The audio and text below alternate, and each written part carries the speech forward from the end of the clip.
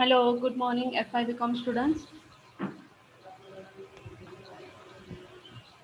Hello, Morning, ma'am. can you Good see morning, my ma'am. can you see my slide? Good morning. Can you see my slide? Can you see my slide? Yes ma'am Yes, लेकिन ma'am. Blank है। Yes, ma'am. Blank है. Blank है. Okay, हाँ ma'am. just a minute.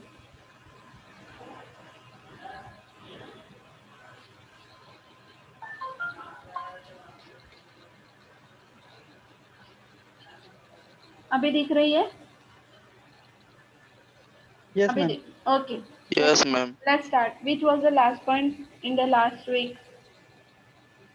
La, on Monday. Which was the last point? I think I was discussing about the types of violence against women. Am I right? Which was the last point? Yes, ma'am. Domestic yes ma'am. Violence हो चुका है. Kinds or type. Domestic violence हो चुका है. ये देखिए, निर्भया ऐसा कुछ बोला था. निर्भया, शक्ति मिल्स, बदन गैंग. हाँ हाँ, मैम. yes, ma'am. ओके, झाले है. झाले ना. मैम ओके, हो आगे. गया है. ओके, हाँ आगे मैम. का पॉइंट देखिए. ऑनर किलिंग बाकी है ना. हो कि, कि वो बाकी है या हो गया है. आहे झाले. ओके, झाले. Now okay. So next point, that female foeticide.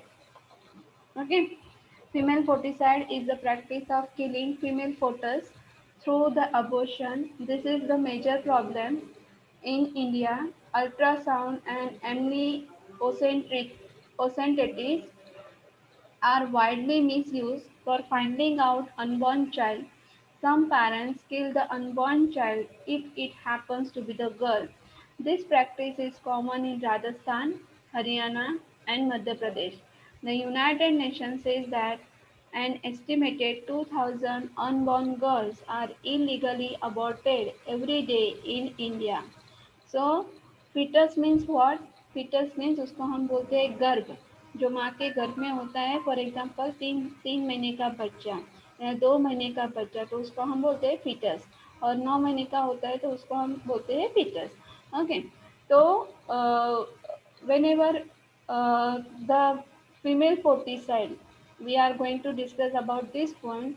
At that time, the ultrasound and amniocentesis, these technologies are used to find out, means if we use this technology in the right way, that this technology is used for see the position of the child in the womb of the mother.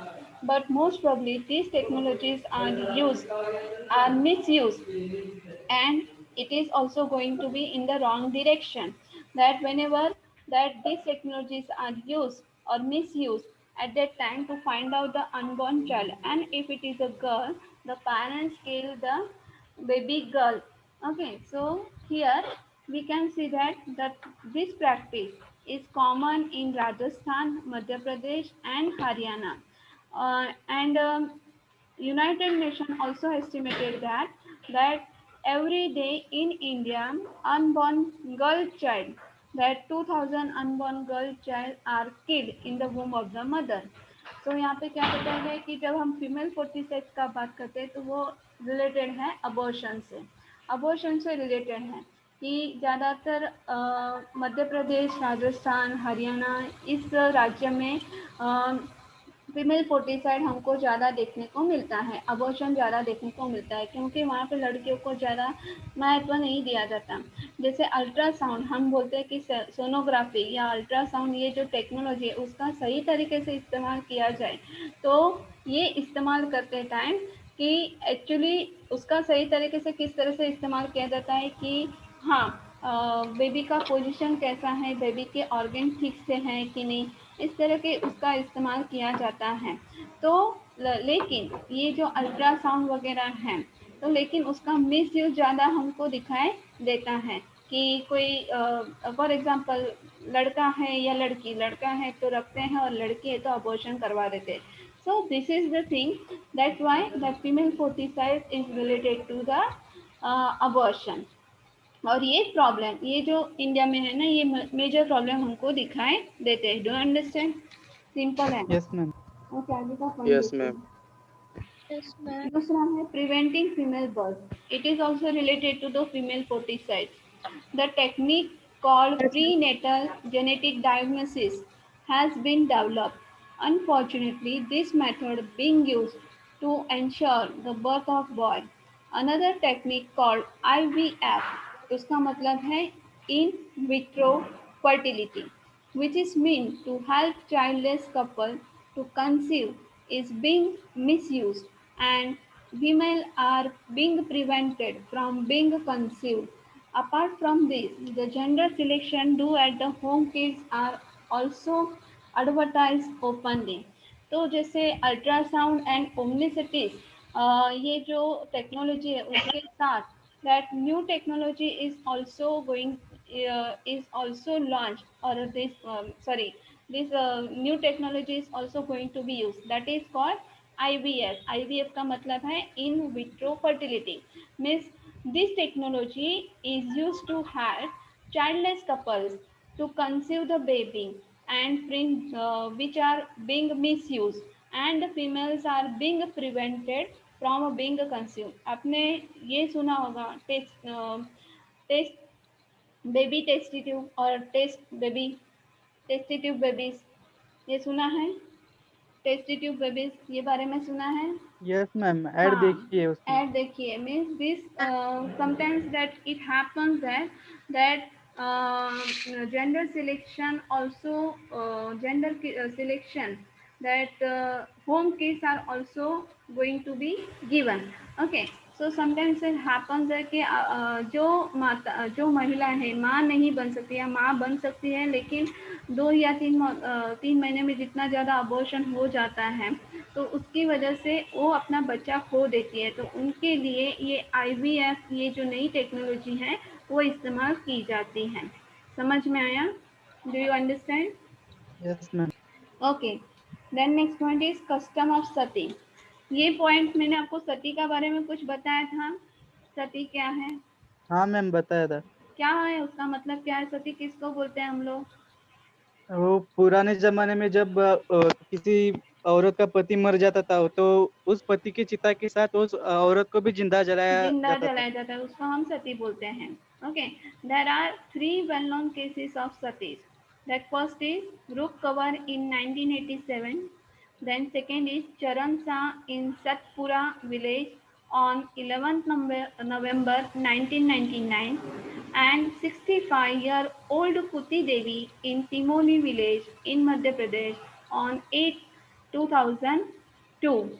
So that the customs of sati is already banned or is already removed by Raja Ram Mohan Rai in 1829. But though this practice is going on somewhere else, that we can see here the 3 examples कि सती को, ये जो सती rituals है, ये जो हम विधियां बोलते हैं, सती होने का जो विधि है कि जिस तरह औरत, फॉर एग्जाम्पल ऐसा पहले के पुराने ज़माने में ऐसा होता था कि अगर पति मर चुका है तो पति के शव के साथ या पति की चिता के साथ उसको जिंदा जलाया जाता था। लेकिन कभी भी ऐसा नहीं हुआ कि अगर कोई औरत मर गई है तो उसके साथ उसके पति को जलाया गया है। तो जितना हक पतियों को दिया जाता है उतना हक पत्नियों को भी देना चाहिए। तो ये जो सती वाला ये रिचुअल्स था तो वो तो कब का निकाला जा चुका है, लेकिन फिर भी उसके बावजूद भी हमें यहाँ पे 3 एग्जाम्पल दिखा देते हैं। वो 3 साल में देखिए, 1807 में रूप कंवर वाला, दूसरा है चरण शाह इन सातपुरा विलेज और नवंबर 1919 में ऐसा हुआ था, और 65-year-old कुती देवी इन तिमोरी की 65 ईयर्स में उसका जो पति मर गया तो उसके बाद भी उसको जला दिया गया था। तो आप सोचिए कि कितनी, उसको हम बोलते हैं कि जब किसी आदमी को जिंदा जलाया जाता है तो उसको कितना तकलीफ होता होगा। तो ये बारे में लोग नहीं सोचते थे, ये वो निकल जाने के बाद भी ऐसे प्रैक्टिस कहीं ना कहीं चालू है। आगे देखते हैं।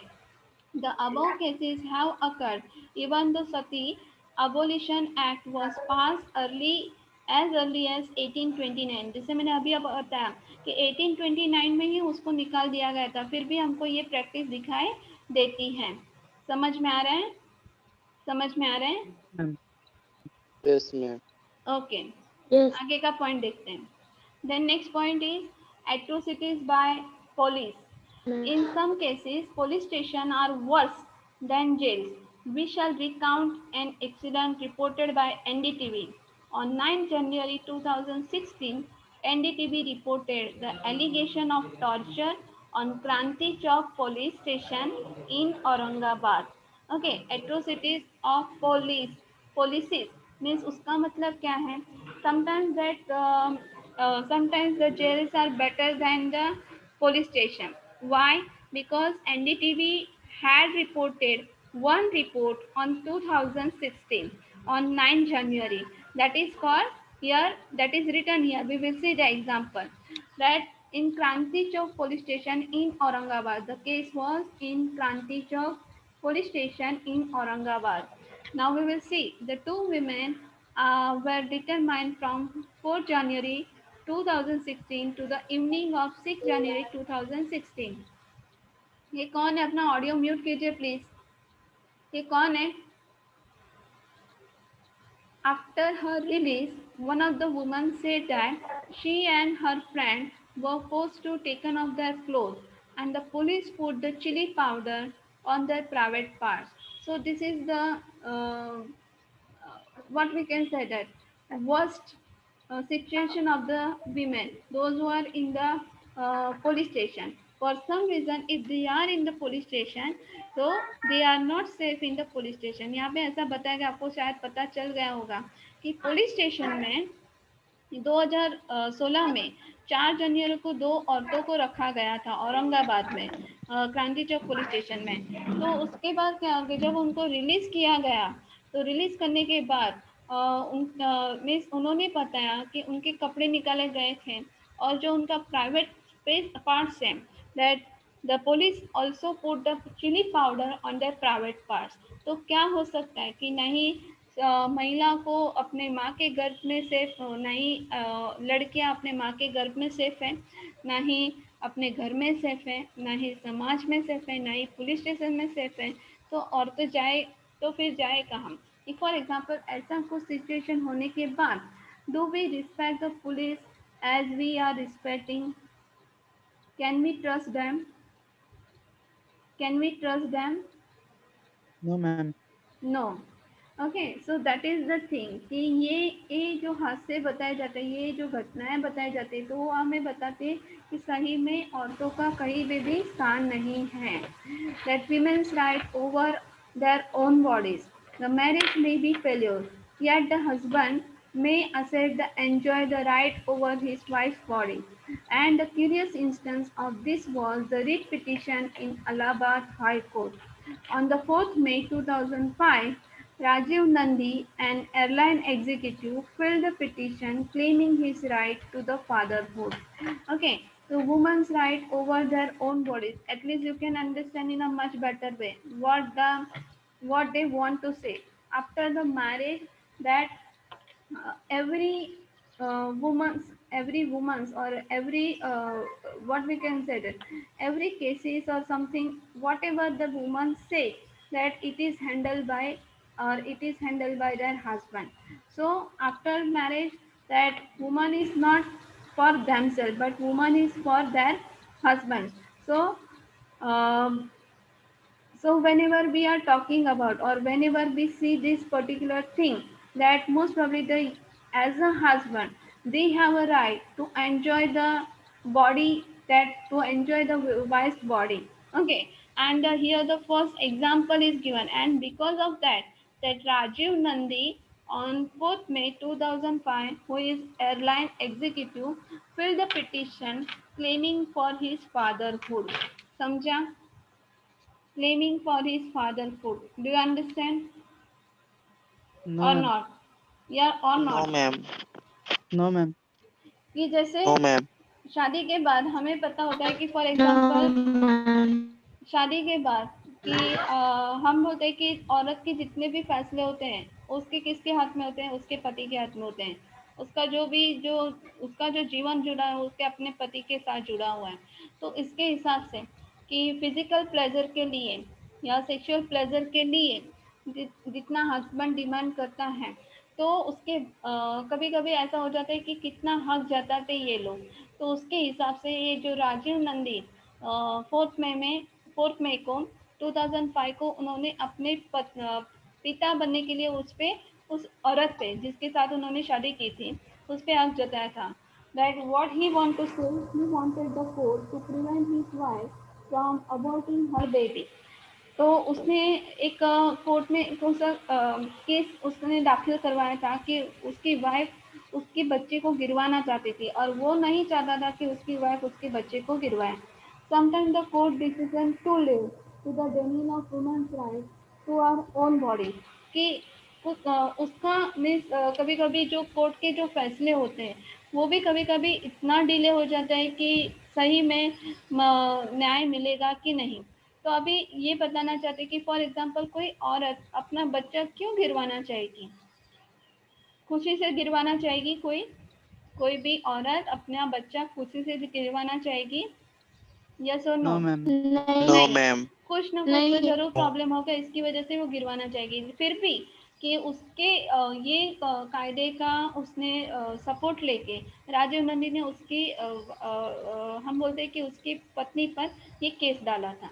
आगे देखते हैं. On the 4th August 2008, Bombay High Court denied the permission Nikita Mehta to abort her 25-week-old unborn child, though the child would have inherited defects. दूसरा एक आपको यहाँ पे एग्जांपल दिया गया है कि 4 अगस्त को 2008 में बॉम्बे हाई कोर्ट ने एक फैसला सुनाया था.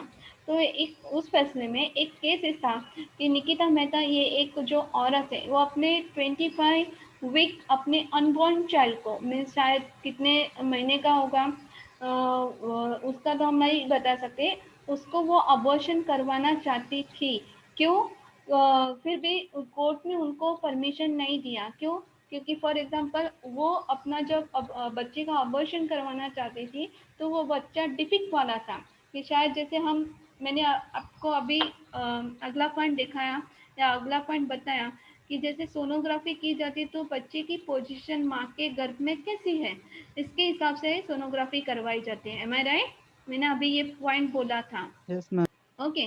तो जैसे जैसे सोनोग्राफी सॉरी जैसे सोनोग्राफी करवाई जाए तो उसके हिसाब से पता चलता है कि हाँ बच्चे की पोजीशन कैसे है. कि कभी कभी ऐसा होता है कि बच्चे के दिमाग में पानी होता है, पानी भरा होता है. मीन्स जो बच्चा पैदा होगा उसका कोई इस्तेमाल नहीं होगा कि वो खुद से कुछ भी नहीं कर पाएगा. हम बोलते हैं ना एबनॉर्मल चाइल्ड बोलते हैं ना कि कुछ डिफिक्ट की वजह से इनहेरिटेड. हम बोलते हैं कि कभी ना कभी ऐसे रेयर केसेस होते हैं कि जिसकी वजह से बच्चे को माँ के गर्भ में ही प्रॉब्लम है और जो बच्चा आने वाला होता है वो प्रॉब्लम के साथ ही आता है, उसके साथ ही वो जन्म लेता है. तो पूरा जिंदगी माँ बाप को उसकी सेवा करनी पड़ती है. समझ में आ रहा है? Yes ma'am. ओके. तो इसकी वजह से निकिता मेहता एक एग्जाम्पल है कि वो अपना अबॉर्शन करवाना चाहती थी लेकिन फिर भी कोर्ट ने उसको परमिशन नहीं दिया. ठीक है? अभी समझा? Yes ma'am.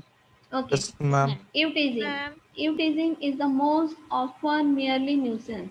However, it lowers the woman's dignity. Ew का मतलब क्या होता है? Euthanizing. टीजिंग का मतलब क्या होता है? What is the meaning of teasing? आप एक ही जगह पर बैठे हैं ना कि घूम रहे हैं, घर में भी घूम रहे हैं मोबाइल लेके. टीजिंग का मतलब क्या होता है? हेलो. नाही माहित मैम. ओके. टीजिंग मतलब चिढ़ाना. आपने ये छेड़छाड़. छेड़छाड़ करना. ओके. आप कभी जू में गए हो जहाँ पे बहुत सारे एनिमल्स होते हैं पिंजरे में Yes, ma'am. होते हैं की नाही? Yes okay. मैम. त्याला Yes, आपण ma'am. मराठीत काय म्हणतो आपण? प्राणी संग्रहालय. प्राणी प्राणी संग्रहालय. संग्रहालय. बरोबर. त्याच्यावरती काय लिहिलेलं असतं? बोर्डावरती काय लिहिलेलं असतं? काय सूचना काय दिलेल्या असतात? Don't tease the animal. Okay. छेड़छाड़ नहीं करनी चाहिए, उनको चिढ़ाना नहीं चाहिए. Am I right? Am I Yes, ma'am. Right? हाँ, तो टीजिंग का मतलब होता है छेड़छाड़ करना, चिढ़ाना। यहाँ पे क्या है, eve means related to evening, eve is related to evening. अभी ऐसा जरूरी नहीं कि हाँ शाम को ही ज़्यादा छेड़छाड़ होती है। ओके, जिसको छेड़छाड़ करनी है, जिसको कमेंट पास करनी, मैंने आपको पिछली बार भी बताया था कि कुछ लोग या कुछ बच्चे या कुछ पुरुष पूरा अंग या बदन ढका हुआ है फिर भी औरतों पे कमेंट करते हैं, उसको चिढ़ाते हैं। M I right? Am I right? तो Yes, ma'am. ज्यादातर ये जो हादसे होते Yes, हैं ना, ma'am. ज्यादातर ये जो हादसे होते हैं कि क्यों लड़कियों को घर से बाहर नहीं निकलने देते शाम को, क्योंकि उनकी सेफ्टी नहीं होती है। तो इसकी वजह से ये जो हम बोलते हैं कि this is the nuisance, okay, कि जिसकी सोच घटिया है वो ही ऐसा सब कुछ करेगा। कि मैंने एक कोटेशन या हम बोलते हैं कि स्टेटमेंट पढ़ा था, जो अपने पैर खींचते हैं ना, जो दूसरों के पैर खींचते हैं, ओके, तो उनका लेवल भी बहुत इतना घटिया ही होता है। So however it lowers women's dignity, उसको कुछ खुद का कैरेक्टर नहीं है, उसके पास खुद का कुछ नहीं है, तो टाइम पास के लिए फिर ये सब कुछ उनको याद आता है। और जो लड़कियों के साथ छेड़छाड़ करते हैं और लड़कियों को कुछ भी बोलते हैं या लड़कियों के साथ बदतमीजी करते हैं, तो उनको पनिशमेंट मिलनी चाहिए। समझा? समझा? Yes, ma'am. Okay, this is the Yes, simple ma'am. Thing. ये आप देखते भी होंगे, अपनी डेली लाइफ में देखा भी होगा, हाँ, या कमेंट करते हुए देखा भी होगा। बहुत सारे ऐसे बच्चे होते हैं कि जो जिनको कुछ काम धंधे नहीं होते या पढ़ाई वगैरह नहीं होता, या कभी कभी तो क्लास स्कूल में भी ऐसा होता है या कॉलेजेस में होता है। तो कभी कभी बच्चे जो फॉर एग्जांपल हम बोलते हैं कि जो ज़्यादा स्ट्रेट फॉरवर्ड है, या ऐसे केसेस भी आते हैं कि हम 3-4 बच्चों का या 5-6 लड़कों का ऐसा ग्रुप होता है कि बिल्कुल जो पढ़ाई नहीं करते हैं, सिगरेट वगैरह कहीं जाके सिगरेट वगैरह लेके आते हैं, कहीं जाके पीते हैं और उसमें लड़कियों को भी शामिल करते हैं। जो लड़कियां नहीं आती उनके साथ, तो उनके साथ वो छेड़छाड़ी करते हैं। तो ये सब कुछ होता ही रहता है। The victims of blackmail, spying cameras and mobile phones with the photo taking facility are sometimes misused for the blackmailing innocent females. Okay, so जितना that recent in the recent time that everybody is crazy for selfie. Am I right? That today's Yes, youths. ma'am. Okay, so whatever you are going to post every day, the context you have saved in your mobile phones, they are also going to see na, they are also going to get the information. Am I right? Whatever you are exposing the Yes, ma'am. information. So is there Yes. any need, I'm asking you, is there any need to expose each and everything what you do in your daily life? Is there anything, is there any needed thing what you are going to expose daily life, that it is necessary? It is necessary? Is it necessary? Do you understand or not? Do you understand or not? Hello? No, ma'am. मैंने क्या बोला कि आप अपने mobile में सबके number save होंगे, M I right? जितने आपके Yes, ma'am. फैमिली मेंबर्स हैं, Yes, ma'am. फ्रेंड्स हैं, ओके, आप अपने डेली लाइफ में क्या करते हैं वो सब चीज़ें स्टेटस पे डालना जरूरी है? एफबी No, पे, ma'am. नहीं. No, ma'am. एफबी पे डालना जरूरी है, ट्विटर पे नहीं. डालना जरूरी है, सोशल मीडिया पे डालना जरूरी है? नहीं ना? फिर भी हम डालते नहीं. हैं, No, ma'am. नहीं. फिर भी हम डालते हैं। तो जो हैकर्स होते हैं, तो पूरा आपका डाटा उनको मिल जाता है और उसके हिसाब से वो प्लान करते हैं, उसके हिसाब से वो प्लान करते हैं अभी इसको किस तरह से चीट करना है, ये क्या करते हैं, इतना टाइम में इसका जो प्लानिंग होगा वो क्या होगा। या फॉर एग्जांपल आपको मैं एक एग्जांपल मैंने बताया था या नहीं बताया था, शायद मैंने बताया था कि एक औरत होती है, उसका पूरा उसको बहुत शौक होता है सेल्फी या फोटोज निकालने का पूरा उसने सुबह से लेकर शाम तक उसने क्या किया, सभी फोटो वो एफबी पे डालती थी। और उसके हिसाब से मैंने आपको ये बताया था, स्टोरी बताया था, this is the real story, बताया था ना आपको कि Yes, उसको ma'am. बच्ची को किडनैप Ma'am. किया गया, फिर उसको प्रॉब्लम हो गए, उसके हस्बैंड और वो पुलिस की मदद लेके फिर वो अपनी बच्ची को छुड़वाते हैं। लेकिन जो हैकर था उसने अपने बच्ची को मीन्स कुछ भी कर सकता था। सो कभी कभी आप जो हम बोलतो ना, अति तिथे माती, मराठीत आपण म्हणतो, कुठला पण गोष्टी प्रमाणात आपण केलं तर त्याचा फायदा होऊ शकतो, पण जेव्हा अति करतो त्याचा काय होतो, आपल्याला नुकसान होतो. काय होतो? नुकसान होतं. नुकसान. Okay, in the Surat gang rape case, the three youths who had raped 70 years old girl in the moving car on the 12 June 2009 had prepared the clip on their mobile phone. तो ये सूरत का case है, जो आपको जितना example दिया गया, this is the real example. In Surat की in Surat the gang rape also, the three youths who raped the 17 years old girl who is moving in the car, and they make the video and they expose this video to the public. Then what is the situation of that particular girl? Where is the dignity of that particular girl? And what is the dignity of that particular girl's parents? मान सम्मान को धक्का लगता है कि नहीं लगता है? उस लड़की का क्या है ना, मान सम्मान को धक्का लगता है कि नहीं, उस लड़की का क्या?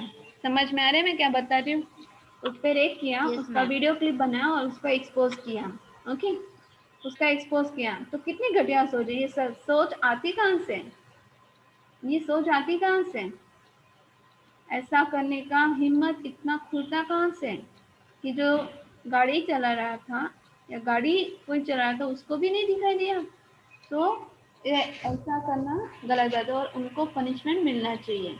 आगे देखते हैं. They had threatened her with circulating the SMS if she complained. हाँ, तो उसका एक ये जो किस्सा होता है उसमें ऐसा हो सकता है कि वो अपने शायद कार में उसके दोस्तों के साथ ही जा रही हो, तो उसके दोस्त ने उस पर रेप किया हो और उन्होंने उसने क्या बताया था, अगर तुमने कंप्लेन किया तो हम तुमको मार डालेंगे, ऐसा बताया था. The girl showed the rare courage and filed the complaint. तो कभी कभी ऐसा होता, कभी कभी नहीं, मोस्ट प्रोबेबली ऐसा होता है कि अगर इस प्रकार की घटनाएं घटती हैं तो लड़कियां ज़्यादातर चुप्पी साध लेती हैं, किसी को बताती नहीं है. लेकिन उस लड़की में थोड़ी सी हिम्मत थी, उसकी वजह से उसने कंप्लेन किया.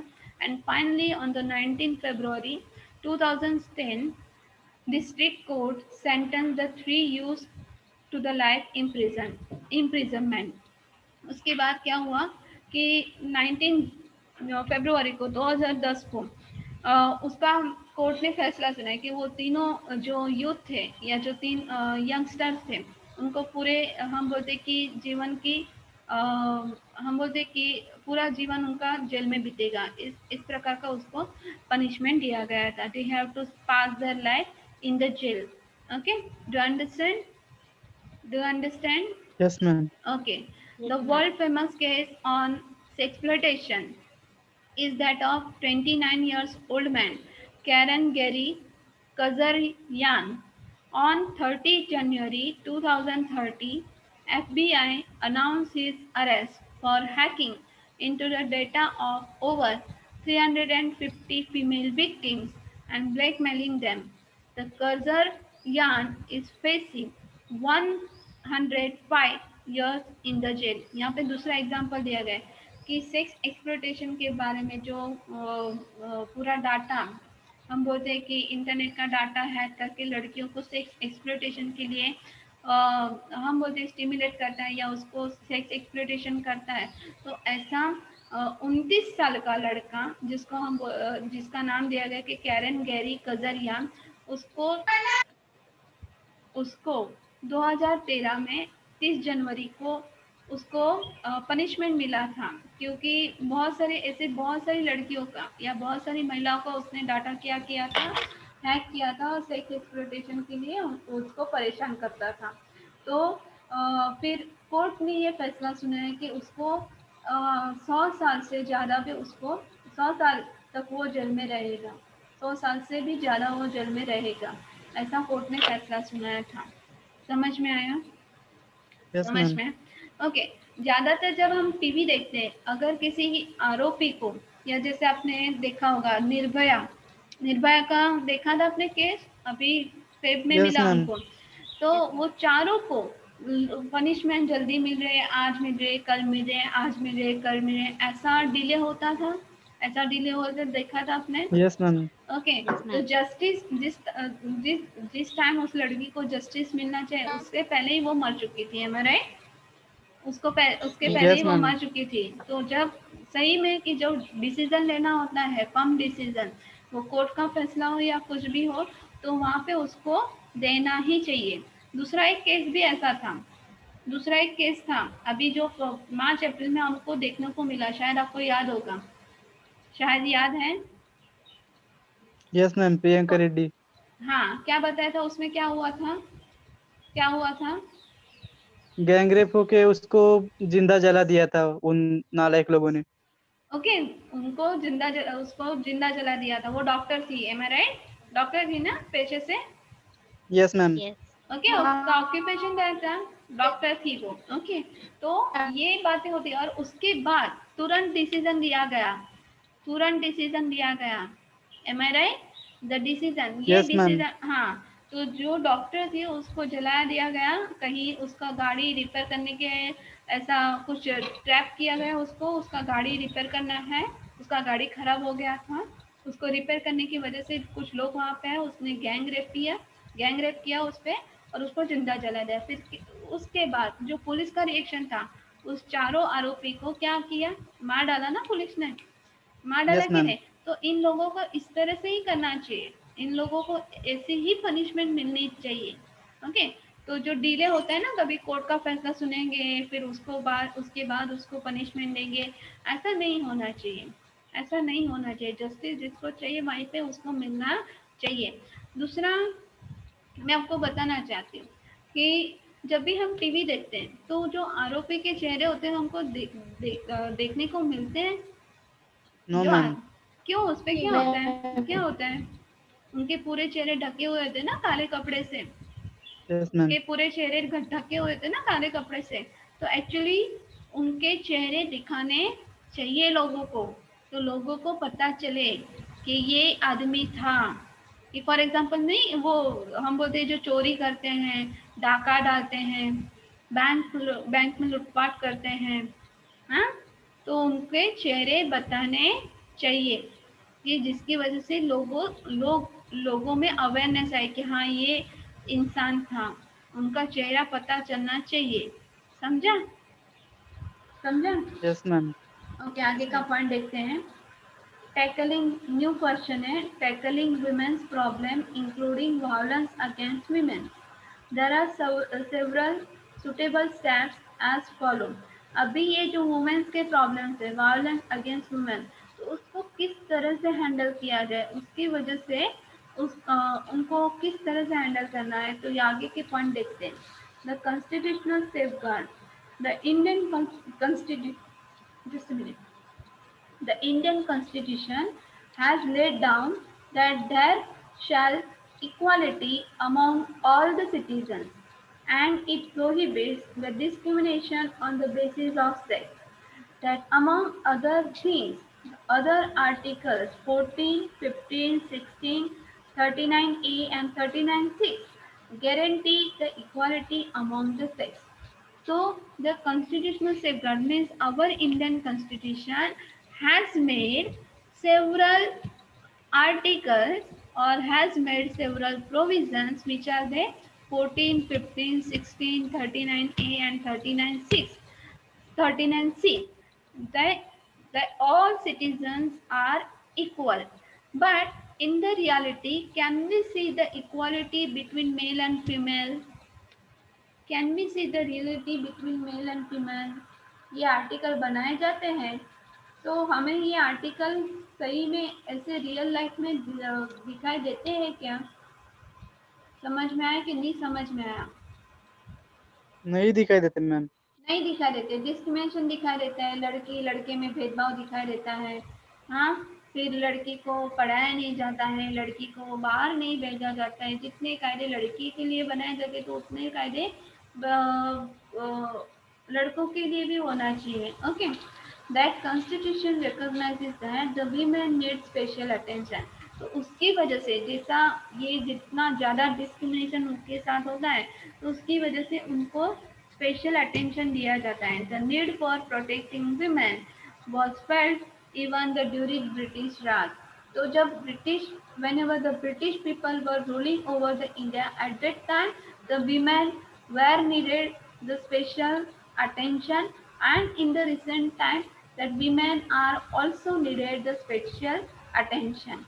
That Raja Ram Mohan Rai led the struggle for the abolition of sati. जैसे मैंने अभी आपको बताया था, जो राजा राम मोहन राय थे, आपने हिस्ट्री में पढ़ा होगा, पढ़ा है ना शायद, कहीं ना तो पढ़ा यस होगा। मैम।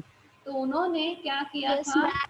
ये जो सती जो हम बोलते हैं ये जो रिचुअल्स है, उसके लिए उन्होंने बहुत स्ट्रगल किया कि अभी ये समाज में से ये बदी को निकाला जाए। Several laws were passed during the pre independence period के जब हमको आज़ादी नहीं मिली थी उसके पहले भी बहुत सारे कायदे कानून बनाए गए थे, ऑलरेडी बना चुके थे। फिर भी कहीं ना कभी, जैसे अभी हमने रूप कंवर का देखा, चरण सिंह का देखा, ओल्ड 65 और ओल्ड कुर्ती देवी का देखा, कहीं ना कहीं ऐसा दिखाई देता है। तो ये ये सब बदी कब जाएगी, समाज से भ्रष्टाचार कब जाएगा, समाज से ये भेदभाव कब जाएगा। Okay, the next point is the main ones are the Abolition Act 1829, the Widow Remarriage Act 1858, and the Hindu Women's Right to the Property 1926, and Child Marriage Restraint Act 1929. तो प्री इंडिपेंडेंस के पहले हम ये जो दो act बनाए गए कि हाँ सती का है वो उसको निकाल दिया, फिर जो औरतें या जो महिलाएं विधवा हो जाती है फिर से उनको शादी करने का हक दिया गया, तो वो एक्ट कब बनाया गया है, 1858 में बनाया गया। और Hindu women's right to the property, Hindu लोगों ने ये अभी कायदा बनाया है कि अभी 1926 में कायदा बनाया, ये कायदा कानून बनाए कि जितना हक लड़कों का होता है प्रॉपर्टी पे, तो उतना हक लड़कियों का भी होना चाहिए। और जो चाइल्ड मैरिज रिस्ट्रेंट एक्ट 1929 की जो बाल विवाह होते हैं उसको भी फिर से निकालने के लिए 1929 में ये एक्ट बनाया गया, क्योंकि जो बाल विवाह अभी तो हमारे यहाँ पे तो नहीं दिखा देते, लेकिन राजस्थान, हरियाणा, मध्य प्रदेश, उत्तर भारत में ये बाल विवाह ज़्यादा दिखाई देते हैं। समझा point? Do understand all of you? Yes ma'am. Okay, अभी ये देखिए लीगल रेमेडी। तो फिर से ये एक ही क्वेश्चन ऐसा है कि जो यहाँ पे बारी बारी में एक ही क्वेश्चन जो कॉन्स्टिट्यूशनल सेफगार्ड है और लीगल रेमेडीज है, ये एक जैसे ही है कि need for protecting women was felt even the during British Raj. जो मैंने अभी बताया, अभी पढ़ा, वही यहाँ पे रिपीट होता है, तो मैं फिर से रिपीट नहीं करूँगी। समझा? वही बात होती है, सेम टू सेम। ओके, तो मैं आपको एक हिंट फिर से देती हूँ। रोज बताना जरूरी नहीं, क्योंकि रोज बताते तो उसका कीमत कम हो जाता है। जैसे आपको ये रिसेंट के एग्जाम्पल दिए गए हैं, तो एग्जाम में भी आपको रिसेंट के जो आपके पास बुक होगा वो बुक से थोड़ा, ये मेरे पास जो मैं अभी आपको नोट्स भेजती हूँ वो थोड़ा सा अलग है, क्योंकि रिसेंट टाइम का है। ओके, और दूसरे ऑथर का है, शेड पब्लिकेशन का ही है लेकिन दूसरे ऑथर का है, जिससे आपको इजी वे में ये समझ में आता है कि हाँ इसकी लैंग्वेज भी इजी आपको समझ में आती होगी। समझ में आती है ना लैंग्वेज? Yes ma'am. लैंग्वेज समझ में आती है ना? ओके, तो मैं अभी ये बताऊँ कि जो भी क्वेश्चन पूछा जाएगा, ओके, तो आपके पास ये नोट्स होगा ना कि अभी ब्रिटिश राज कब था, या for example Sati abolition of Sati in which year, तो ये आपके पास नोट्स होगा तभी आपको उसमें से मिलेगा, दूसरे बुक में से नहीं मिलेगा। समझा?